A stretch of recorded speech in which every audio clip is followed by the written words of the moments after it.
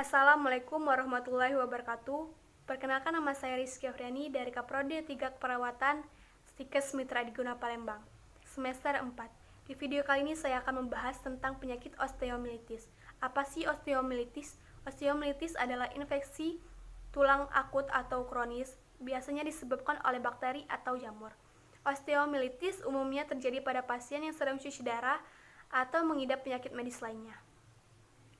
Etiologi osteomilitis berbeda berdasarkan rute masuknya infeksi.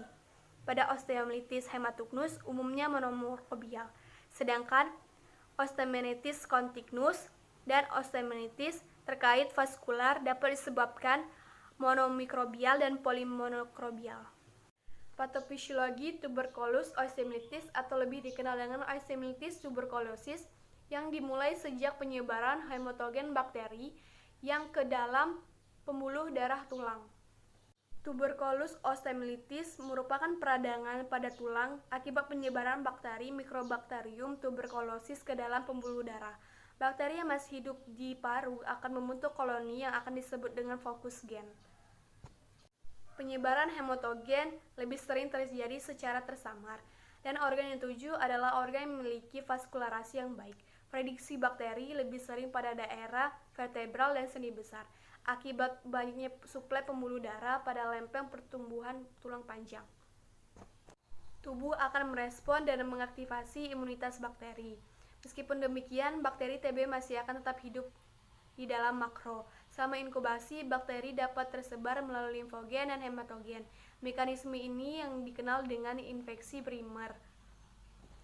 Gejala-gejala osteomilitis diantaranya ada nyeri tulang, demam, mual, lemas, ketidaknyamanan, kegelisahan, area yang terinfeksi menjadi kaku atau tidak bisa digerakkan, area yang terinfeksi menjadi bengkak dan merah, area yang terinfeksi mengeluarkan cairan. Komplikasi osteomilitis, yang pertama artritis septik, yang kedua gangguan pertumbuhan, yang ketiga kanker kulit, yang keempat kematian tulang. Faktor resiko osteomilitis, yang pertama riwayat trauma, yang kedua kecanduan alkohol, yang ketiga menggunakan obat-obat terlarang, yang keempat menjalani terapi cuci darah, yang kelima pernah mengalami osteomilitis sebelumnya, yang keenam memiliki penyakit diabetes, HIV atau AIDS, yang ketujuh pasca operasi, yang ke-8 baru mengalami cedera luka. Penyebab yang paling umum dari osteomilitis adalah bakteri Staphylococcus aureus yang biasanya ditularkan dari hematogen. Masuknya bakteri Staphylococcus hingga ke tulang melalui berbagai cara. Yang pertama, melalui aliran darah. Bakteri dari tubuh lain bisa berjalan ke tulang melalui aliran darah.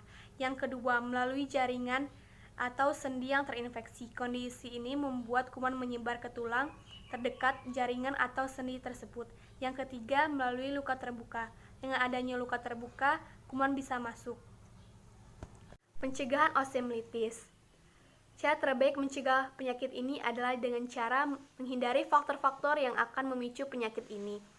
Jika Anda memiliki luka, bersihkan luka Anda dan tutup dengan perban steril. Jika Anda memiliki luka yang cukup serius, Anda harus datang ke dokter untuk mendapatkan penanganan yang tepat. Selain itu juga, kita harus menghindari penyakit yang memicu osteomilitis, seperti diabetes, dan segera hubungi dokter jika melihat tanda awal infeksi. Pengobatan. Pengobatan osteomilitis bertujuan untuk menghentikan infeksi dan mempertahankan fungsi normal tulang. Salah satu penanganannya adalah pemberian antibiotik untuk mengendalikan infeksi. Tindakan yang dilakukan untuk mencegah infeksi. Yang pertama, mengangkat tulang dan jaringan yang terkena infeksi. Yang kedua, mengeluarkan cairan dari area yang terkena infeksi. Yang ketiga, mengembalikan aliran darah tulang. Yang keempat, mengangkat benda asing. Yang kelima, amputasi. Upaya ini yang dilakukan terakhir sekali untuk mencegah infeksi.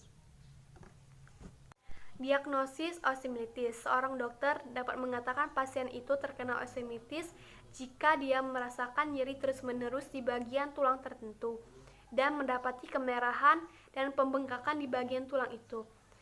Selain itu, selain pemeriksaan fisik, dokter dapat melakukan pemeriksaan lainnya dan diagnosis lainnya untuk memastikan keberadaan infeksi dengan cara pertama, tes darah, yang kedua, pemindaian, yang ketiga, biopsi tulang.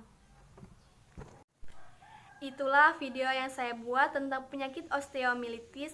Semoga bermanfaat dan saya mohon maaf kalau ada kata-kata medis saya yang salah atau kurang tepat. Wassalamualaikum warahmatullahi wabarakatuh.